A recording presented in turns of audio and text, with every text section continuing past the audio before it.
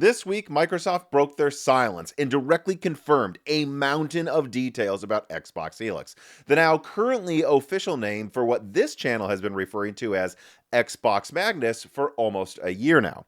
Now, for those that missed earlier content from this channel, Xbox Magnus, or I guess Helix, comes with up to 11 Zen 6 cores, up to 48 gigabytes of RAM, an MPU with up to 110 TOPS, 68 RDNA 5 compute units, and by the way, those RDNA 5 compute units are on a chiplet that will be shared with dedicated GPUs that will be sold to PC gamers, meaning that, because I've seen on some documents that those dedicated GPUs are supposed to target around $550, it wouldn't surprise me if that chiplet paired with a few more things to make a console costs less than twice as much as that $550 GPU. Now, I'm not promising you it will cost less than $1,100, but, you know, it could if Microsoft wanted to be aggressive. Although when I look at the current pricing of the Xbox Series X, yeah, I wouldn't necessarily bet that, but it is possible, just so that you all know.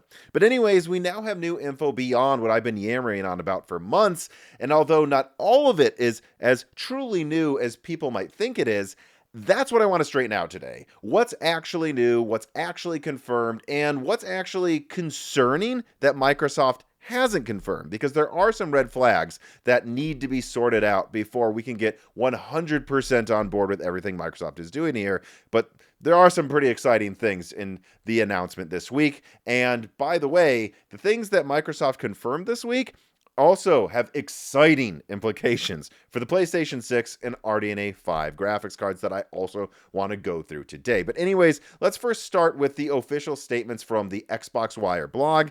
All right, so here's what stood out to me.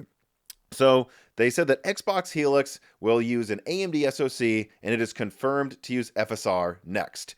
Frankly, we already knew this. AMD already confirmed that the next-gen Xbox would use an AMD APU, and, well, it wasn't explicit. I could have told you it's going to use whatever the latest FSR is, so that really shouldn't have surprised anybody. Indeed, the only thing that's actually new about the statements connected to what I just said is that that new FSR will be called FSR Diamond. So I guess that name's new, although overall I think that this will mostly just be used in flame wars by Xbox fanboys who will start chanting that, you know, FSR Diamond will be better than PSSR, and that PS6 is screwed, which that's not really something we know right now. Ultimately, we do not know today which will be better in late 2027, PSSR or FSR Diamond. In fact, I'd actually say that they will probably be pretty similar if I had to guess, and that nobody should expect one of them to have a major advantage, at least not now. All right, now moving on to other things I noticed. A new Xbox mode is coming to PC in April, and that's really exciting to PC gamers, and that tells you that finally Microsoft might be taking the threat of SteamOS incredibly seriously. And it does look like a major overhaul of the existing like Windows gaming mode that they launched with the Asus ROG Xbox Ally X, and this looks much better than that, which I hope it is in practice, because the previous attempt at a Windows gaming mode did nothing for performance, so they can only go up from 0. Anyways, they also confirmed that the dev kits are shipping next year, killing those bogus rumors that the consoles are going to be delayed to 2029. I keep telling you, they are not going to be delayed to 2029. They are still planned for late 2027. Anyone who tells you this, that's not new. I've been saying it consistently the whole time. The latest I could see them launching is early 2028. All right, now let me move on yet again to, well, what I can only describe as a handful of vague statements that came off as red flags to me that were all connected, because they all had to do with backwards compatibility and how you will be able to play games on Xbox Helix. Let me show you what I mean. One of the vague red flag statements to me was that Microsoft promised that you can play your games across other leading storefronts. Other leading storefronts. They didn't mention a specific one like Steam. Even if you didn't want to mention a competitor, though, you don't have to mention Steam. Microsoft could have said like something like Xbox Helix is your next gen console, and guess what? You can play all of your PC games you already own. If they said all of your games you already own, that would mean it includes Steam, and even non-storefront games. Like a lot of indie devs sell their games direct from their website. Microsoft didn't say that. That suggests to me that something could be going on there. Here's another one. They say that their game preservation team will release some, underline that word, some iconic games of the past that are now going to be able to be played in entirely new ways. Why some? Will only some games from previous generations be compatible with Xbox Helix? And then, I thought this was also weird, they went on to mention the Play Anywhere feature multiple times. Isn't that idea of Play Anywhere going to be obsolete if Xbox Helix is literally a PC? Oh, and the "this is an Xbox," promotional campaign where they show like a phone and a laptop and everything's apparently an Xbox, that's been scrubbed from the internet. So are laptops not going to be an Xbox anymore? Are they actually going to add restrictions to games that aren't Play Anywhere? And I'll be honest, when I saw all of these things last night, my contrarian-prone brain started to go into full-on conspiracy mode. Maybe a little too much. Why not just say, in the future, your Xbox 360, Xbox One, and Xbox Series libraries are all safe? Why not say all of the PC games you own will be playable on Helix? Why are we talking about Play Anywhere? Well, these were questions that actually delayed me from getting this video out last night. I almost did put it out, and I just stopped recording halfway through and said, this needs more work. And so I spent the evening poring over tons of public documents that Xbox just released about how you will handle porting games and building games for Xbox Helix and PC. And then I also talked to a handful of game developers to understand, is this your understanding as well? Have you asked Microsoft this directly? Have they responded to you? I think I might know what's going on with Xbox Next Gen now. So here it is. Here's what I think's going on. From what I can tell, Xbox is genuinely making an attempt here to make their Microsoft Game Development Kit, or from now on I'll call it GDK, something where you develop a game for Xbox Helix, and then it's very easy to bolt on the needed stuff to make it run on PC that isn't an Xbox Helix console. This means that devs will need to do a little extra work to launch their games across Xbox and multiple platforms and truly support PC. And I did reach out, developers did confirm this. What they're doing here in the pipeline of development should actually cut down on rework compared to previous gens. A couple of developers that were very skeptical of Helix seem more excited today than they did a week ago. So that's cool. By the way, though, that does mean, and I asked developers about this and they agreed, that does mean that Helix exclusives are still possible. I ran this by developers, that you can make a game first for Xbox Helix, and there is still technically some extra work for PC, so who knows, there could still be console exclusives for Xbox Helix. Now look, I still expect 99% of games or more. The developers will put forth the extra 10 to 30% of work to make the game truly a PC game and an Xbox Helix game, but technically it is extra work. Technically, it does seem to me like Helix is still going to kind of be a console. It won't just be a PC, and that literally you will boot into Windows 11 and double click an Xbox Helix app. I don't think that's what it's quite going to be. And actually, this chart here that I'm putting on screen really tells you everything when it comes to game development for Helix. You see, they put in order the amount of effort you have to put forward to get a game on a given device. And the step one is going to be apparently Xbox Helix. And if you do a tiny, tiny bit of extra work, it will now be supported on not just Helix, but also on PC. And then if you optimize it for Ally, you can get it on Xbox Ally X. And then if you put forth even more work, then, that's right, this is the order. They put this out there. I didn't make this chart, they did. If you put more work than you do for Helix and for PC, and then for Xbox Ally X, all of that extra more work, you'll finally get to supporting Xbox Series. And then a little bit more work to that will get you to be cloud streaming compatible. And here, we get into why I believe Xbox is going to be willing to launch a console that plays non-Xbox games while still making sense to them financially next generation. So first of all, I believe that they are hoping that this pathway here that you're seeing is so easy to do that many devs will skip putting their game on Steam and just develop it for Helix and the Windows Store through GDK. Literally, they gave a presser on how to port PC games to Xbox Helix in a day. I think they're heavily signaling that their way is easier, and they're just kind of hoping some games aren't on Steam because of it. Second, Xbox is trying to make it easy for devs to get their game cloud streaming compliant. That's another revenue stream they can use to entice devs to ignore Steam. In fact, they're even giving PlayFab for free, a huge financial incentive, at least according to some devs. Some devs says it wouldn't be enough to skip Steam. Another dev said, actually, that's huge, and they would consider it. And now, thirdly, are we sure Steam is supported on Xbox Helix? Because I had multiple chatbots looked, I scoured the web, and contributors Moore's Law is Dead, Kari no Sugata, and Carbon Cry, they looked. No one could find explicit statements that Steam will be supported on Xbox Helix. That continues to just be something some journalists are doing on their own to get clicks for their titles and have you read their article. But Xbox has not said Steam will be supported on Helix. And again, it might be supported, but hear me out, all right? Would it really surprise anybody if there's some scheme going on behind the scenes whereby Microsoft creates some sort of Helix-approved unified storefront whereby they share some of the profit-taking with publishers that are on board? Like, you know, if you're somebody like Ubisoft that wishes you would buy games from them directly, or EA who wishes you would buy games from them directly instead of buying them from Steam because Steam takes a 30% cut from every sale of Battlefield 6 on that platform, well, maybe Microsoft would say, hey, if you're willing to just take a 10 or 15% cut and then let us take a 10 or 15% cut, let us share the profits, we will let you be whitelisted for the Xbox Helix store. And that's important because we will be aggressively spamming people in the background of their operating system when they're in console mode with games that are only whitelisted on the Xbox store. And that way you'll get more exposure, and in exchange, share some of the profits with us. And then they do that, and what do? They do not put Steam as a whitelisted partner.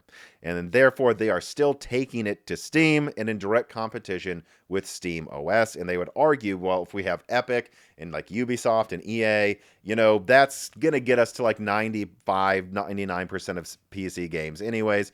And well, maybe this will make it worth it. Now, is a 10 or 15% cut less than they would be making if they sold the game on Xbox Series X or S right now? Sure. But no one wants to buy or play on Xbox Series consoles anymore. And taking a 15% cut from a greater ecosystem that can market that you can play most PC games is really a Hail Mary play that will probably work out better than trying to get people to come back to the Xbox Series consoles, because they're never going to.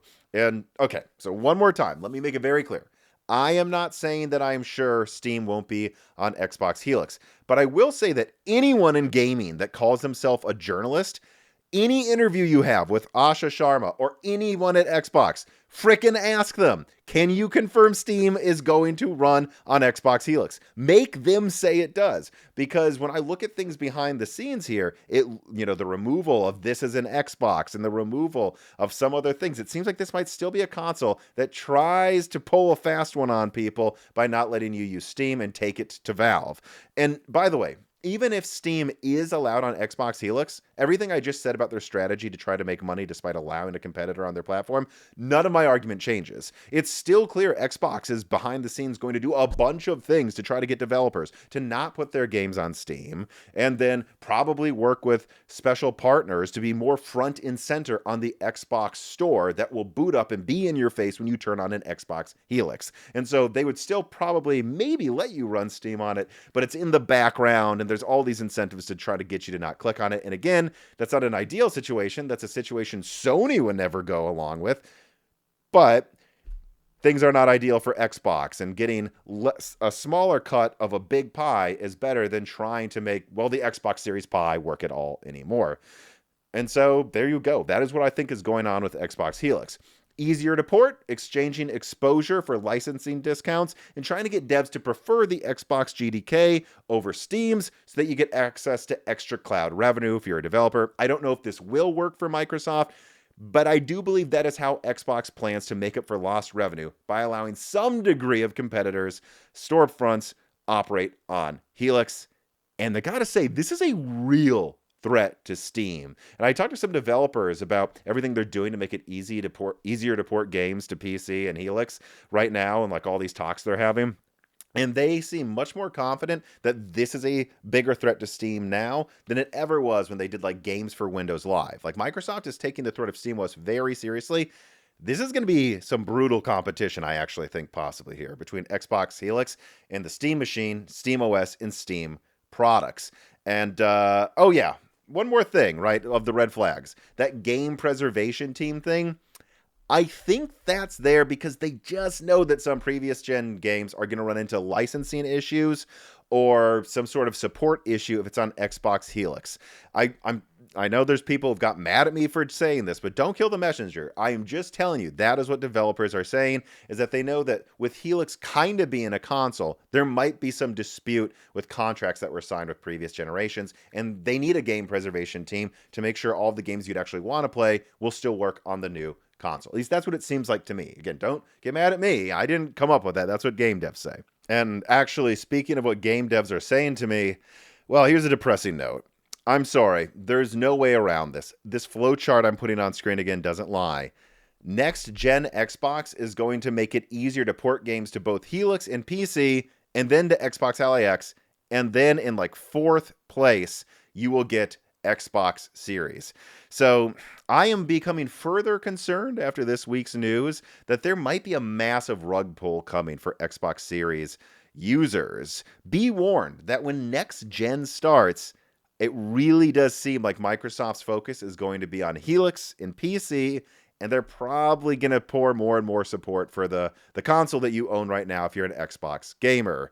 Although, to be brutally honest, Xbox Helix is going to be so much faster at AI and ray tracing than the previous gen that I don't think any game even remotely built to utilize it well will be able to even run on the Xbox Series consoles. And so at least that's some solace if they do some sort of a support rug pull earlier than Sony does when they transition to the next generation.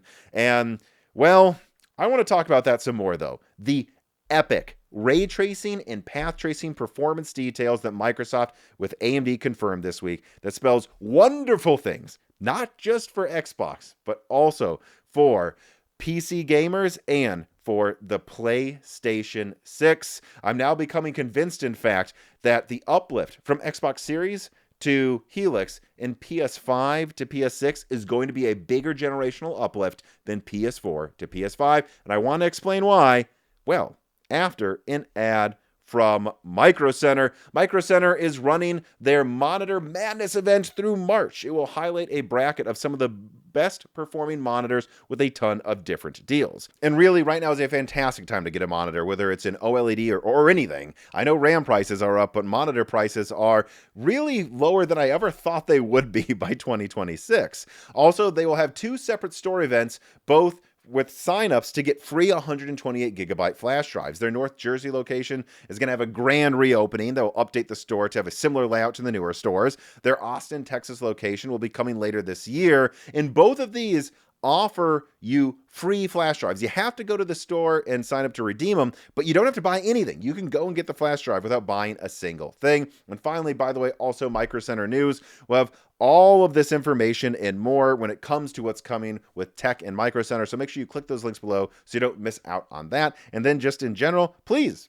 click on those links below. Even just clicking on those links helps the channel a ton. And of course, shopping at Micro Center, which is of course one of the best places to get your PC or other tech hardware. It's just one of the best places. And so what else is there really to say? I want to thank them for sponsoring this piece of content. Support Moore's Law is Dead by checking out Micro Center today. All right, now let's get to the fun stuff here.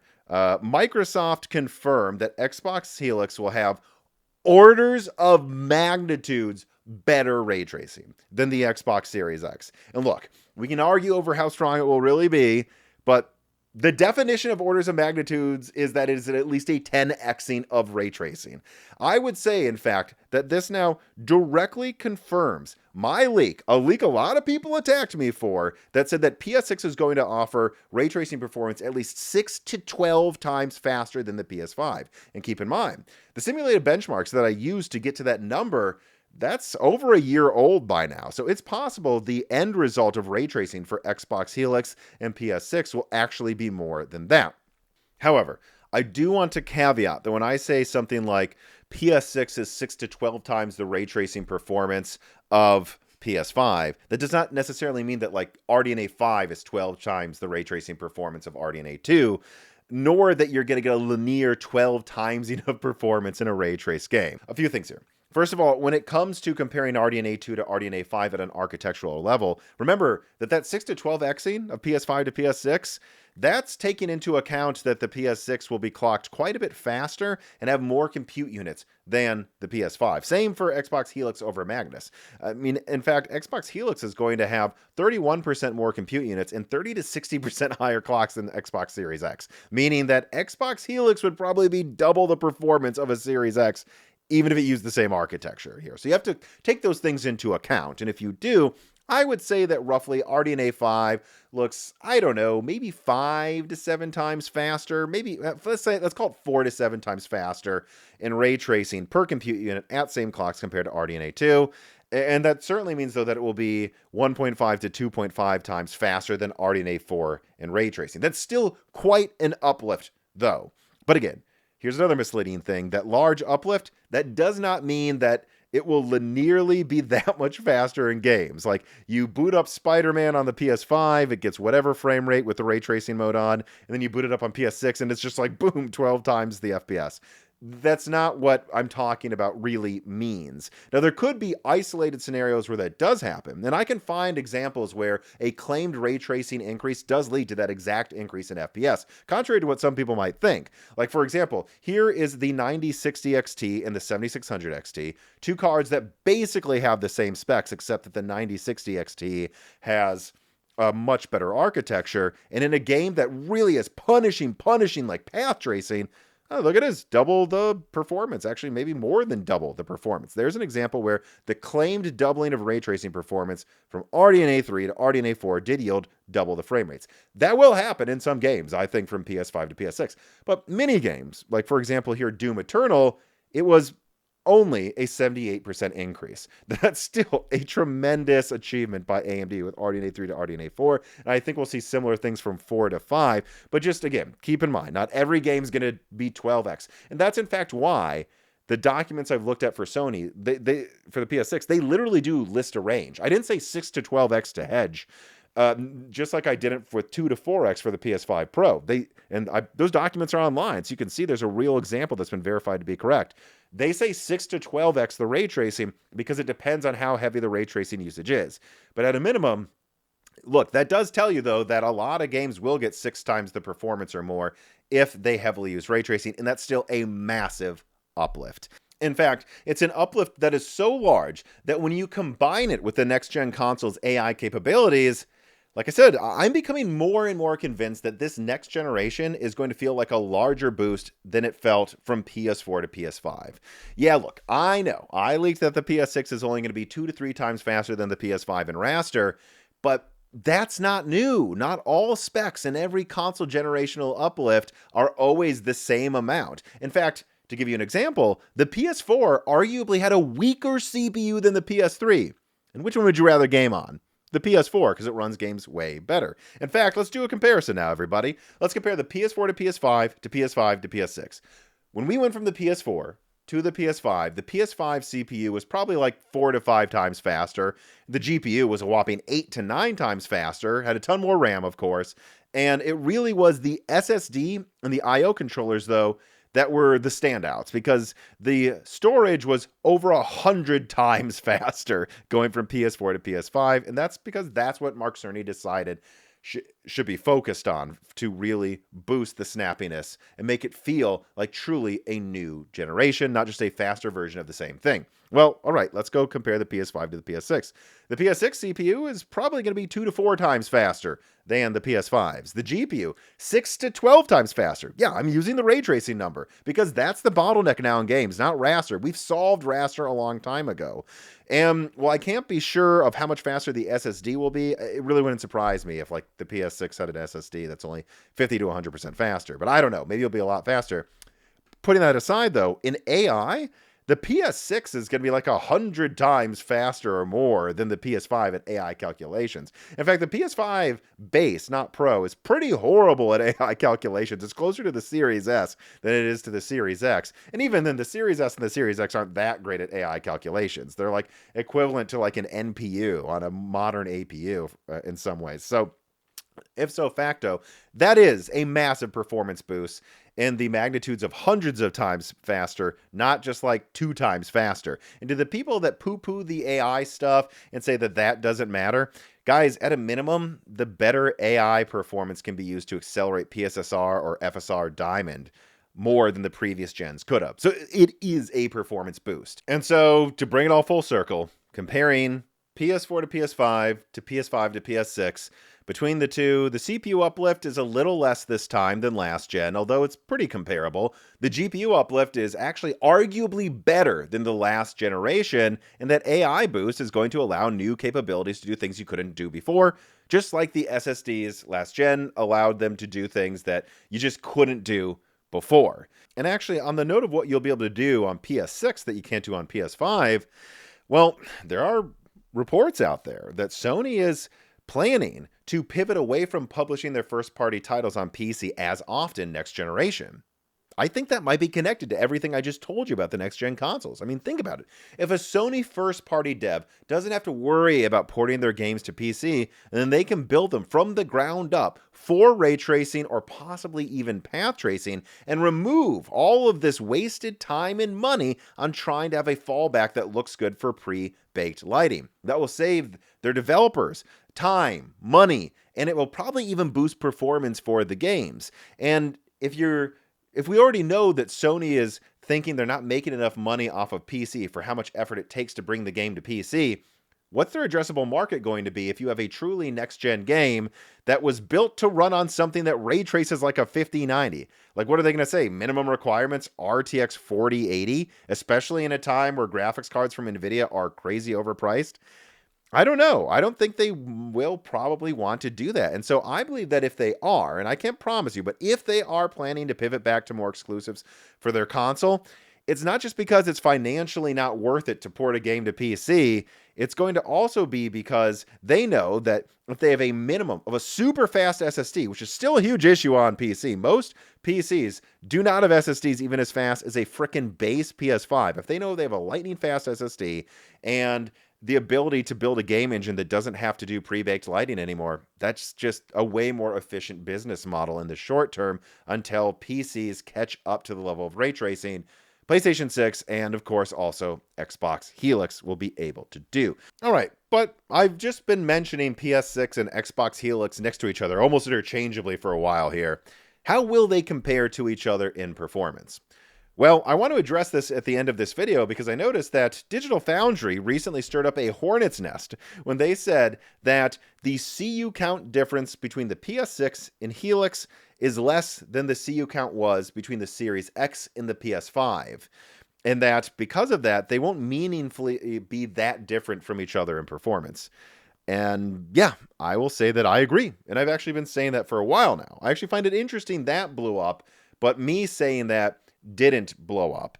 Maybe it's because, you have the usual haters that are like, well, he's a PlayStation fanboy. And it's like, no, I just literally said the same thing Digital Foundry said. Is Digital Foundry now a PlayStation fanboy?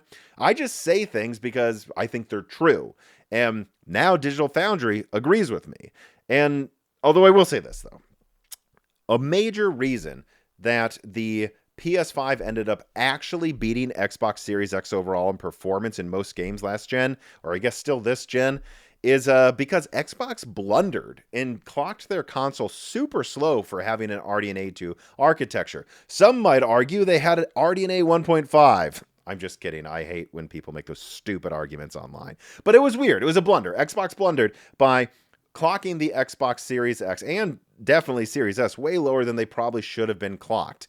And I just doubt they do that again. I doubt they make the same mistake again. In fact, it wouldn't surprise me if Xbox Helix was actually clocked faster than the PS6 because I know the PS6 is trying to target a very reasonable level of power consumption. And so ultimately, I do suspect that the on paper performance difference will be more similar to last gen than not, and that there will be less weaknesses in Xbox Helix. And so Xbox Helix should still have a slight benefit in performance. But really, I can't say that for sure. The only thing I can say for sure is that I know the PS6 will cost decently less to make than Xbox Helix, but final clocks, RAM capacities, and frankly bonus features that Mark Cerny is undoubtedly working on those could fundamentally change which console I think will perform better. So ultimately, for now, all I can say when it comes to PS6 versus Xbox Helix performance is that they're likely going to be close, just like I said before, and just like Digital Foundry just said, and that the PS6 isn't probably going to feel any weaker than Xbox Helix if you're using a 4K 120 TV, because it's limited to 120 hertz. But of course, Xbox Helix will offer far more features for people that want a more PC-centric gaming experience. And outside of that, to know what I think about the future of these consoles, well, you're just going to have to subscribe to Moore's Law is Dead so that you don't miss any future analysis videos, because that is going to do it for this one. I hope you enjoyed it. If you did enjoy this video, for the love of God, like the video, share the video, comment down below. I said a lot in this video. I want to know your thoughts on how Xbox Helix actually is planning to try to kill Steam and take on PS6. There's some pretty inflammatory things in there, and I want to know how you guys feel about it. Like if it would be worth it for you to go from Steam to Xbox Helix, or if Xbox Helix offered an easier interface, you might buy games on Steam less often. I want to know. Of course, also, please make sure that you look at the Moore's Law is Dead Patreon. Consider joining us there. If you join, I'm just about to put out, right after this video drops, a reader mail request to submit questions for the next guest. The guest will be Matt from Alderaan Games. This is a person who's very outspoken, was at the forefront of the PS5 liquid metal hardware issues. I talked to him last year about that. Now I'm going to talk to him about Xbox Helix, his concerns about it, and his excitement for that in the PS6. Join the Patreon. Even the lowest tier will be able to ask Matt and me questions and then listen to our conversation early at the proper tier if you join us there. And otherwise, all I can say is, well, if you made it this far into a video, this long, thank you for watching.